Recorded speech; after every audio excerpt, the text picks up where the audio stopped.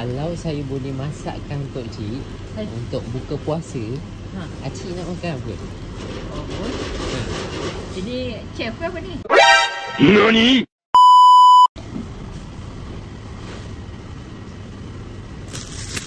Cik nak tanya sikit boleh cik?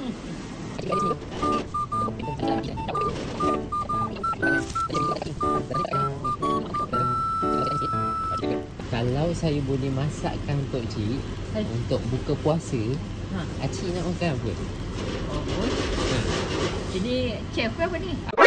Nani? Tak ada, kita masak-masak je, suka-suka je. Buka puasa cik suka makan apa? Buat masa sekarang ni Pakcik kena fikir sebab pakcik tak bersihat.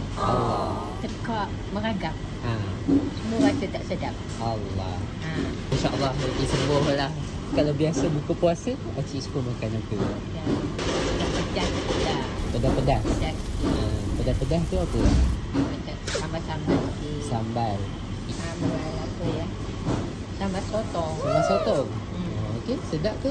Kenapa suka sambal sotong je? Sebab suka makan sotong. Suka makan sotong? Okey. Nanti saya masak, saya bagi kat cik. Boleh? Boleh. Okey. Terima kasih cik.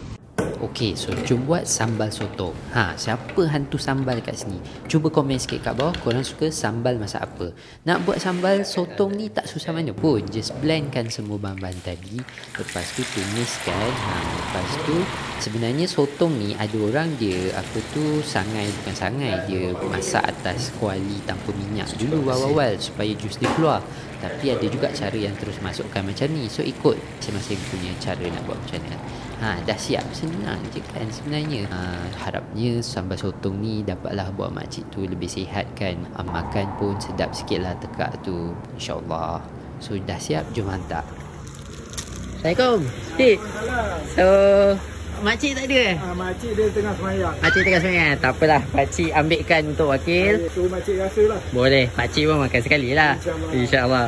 Kalau rupa makcik, cuba pakcik komen sikit. Nampak okey tak sambal ni, sotong? Makcik buka je? Boleh. Boleh buka ni? Boleh. Ni mesti sedap ni. Siapa yang buat ni? Saya yang masak. Tukang masak chef ke apa? Taklah, kita belajar nak masak. Ini memang rasa memang sedap ni rasa ni. Sedap rupa dia ada lah, rupa sambal sotong. Sambal sotong baru. Baru pun ada kan? Okey, so nanti buka puasa boleh rasa. Pasal ni puasa tak boleh lah buka kan. Betul. Terima kasih lah. Okey, insyaAllah. Terima kasih juga.